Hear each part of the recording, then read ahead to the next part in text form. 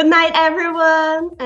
Welcome to Lounge Talks. We will interview Berit Lewis, and we have with us Madeleine. She will help us with the English. It's very good.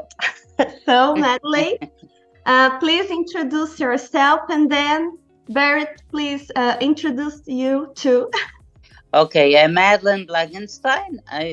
I used to live in the Netherlands a long time ago, and I'm an economist. And I used to work at financial companies. I'm here to help out Jessica and Eliane. And of course, because it's great to have Berit with us today. Berit, good night. I am Eliane. I like very much you accept our invite. So thank you so much for having me here today. It's a real honor and a pleasure. So a little bit about me is I am Berit Lewis, and I'm Danish, but I live in the Netherlands at the moment. I came to mindfulness. Originally, I come from a background in communications. My husband got a job here in the Netherlands 14 years ago, and I came here and I was like, oh my God, this is like, I'm just a mother, I'm just a housewife, who am I? So I had sort of a bit of an identity crisis, you could say. And so I took advantage of it and went back to study, and I studied psychology. On the same time, I also got very interested in mindfulness.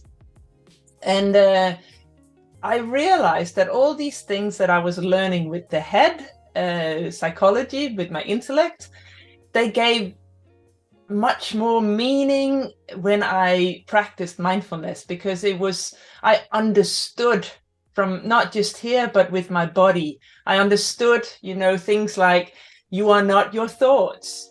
It's easy to say, but when you have to experience watching the thoughts coming and going. So that was like an epiphany, or this is what I want to do more of, because this is a superpower. You can change things. So I was teaching mindfulness, and I qualified to become a mindfulness teacher, and COVID happened, and I couldn't teach anymore. And I thought, okay, this is an opportunity to investigate and write this book that I always wanted to write. And I wanted to interview people who knew about aging. I'm 50 myself, so you could say I'm aging, but there are people who knows a lot more about it. And I realized there was actually a degree just around the corner here in the Netherlands, a master in vitality and aging. And so it was just 1 year, and I did that during a lockdown, the COVID times. And as part of that, I created a course in mindfulness for aging. I taught it online, and I also did qualitative research on it. And what I found was that the participant got this mental flexibility. They started to, instead of focusing on all the things they couldn't do anymore, they started to say, but what is here right now? What is important to me? What can I do in this moment? And so it was a different mindset, and I think that is what can really help us in all phases of life. But so the book is about aging, but I really think that it's a skill that the sooner we can learn this, the more benefit we'll have from it, from the whole of our lives. And is your book going to be translated in Portuguese? I hope so, but I don't know. It will depend on how many will buy it when it's in an English version, and if there's an interest for it. But it would be nice. Okay. Well, Berit, what can we tell an older person that never heard about practice mindfulness? What is mindfulness? If you Google mindfulness, there is a million ways of describing what it is. But to me, if I were to say it in one word, it is about awareness. A lot of people think it's a way of relaxing, and yes, a lot of the time it helps us to relax, but I think that if you persist and learn mindfulness, you become aware, and you become aware of two things, I think. One thing is that our brains are still caveman brains, and we have evolved to stay safe. So the way that we react to difficulties in the world is always by trying to stay safe. And so the way we do that is to go for everything that feels good, pleasure, and we want to avoid everything that feels uncomfortable and everything that's suffering. So what we do is we live our lives like these zombies, right? And the thing is that way, living like this, is actually not benefiting our well-being, because it helps us survive, but it doesn't help us thrive. We are creating more suffering for ourselves than is necessary. So we can stop that. If we notice it and we become aware of it, we can stop it.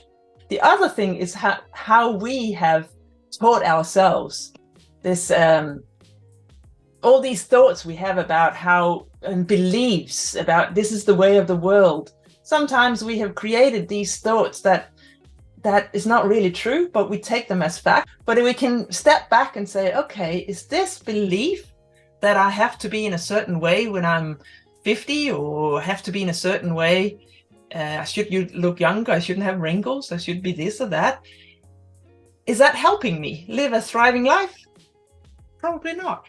So then you can also go, okay, again, it's just my brain trying to keep me safe, but it's not helping me. And talking about awareness and atheism, how we can combine mindfulness and awareness about atheism, for example. It's a huge thing now, and we're just coming to realize it in society that how much it's limiting ourselves and our society, right? And I think, of course, there's a lot of things that need to be done on a political level and on a society level. What I focus on is how we as human beings can change it now, because we can't sit and wait for it to change. It's so ingrained in our cultural awareness and the way we look at the world, that we can't wait for it to be solved. We have to do something right now, because we are only living our lives in this moment. I was thinking about how we can we start practicing mindfulness. Well, if you just want to have a go at it, the first step is the concentration, because without the attention span and being able to sustain your attention, then it's hard to get to actually do the other things. So the first step is the attention. So there are so many apps out there you can do for free. Insight Timer is one of them, and you can just find lots of different guided meditation, and maybe just start with 5-minute ones. It's a practice, and it's hard for all of us in the beginning, but we can all do it. It's a skill. That's the great thing. We have such neuroplastic minds. We can adapt even when we're 80 or 90 still. We can still change the way that our neurons are wired in there. And it's like learning any other skill. You play the violin or soccer or whatever, you got to do it. Otherwise, it's not going to come to you. And so start with that. Start with just breathing. 5 minutes. Follow some of the meditations. I love this interview. I love it. I learning about the sad.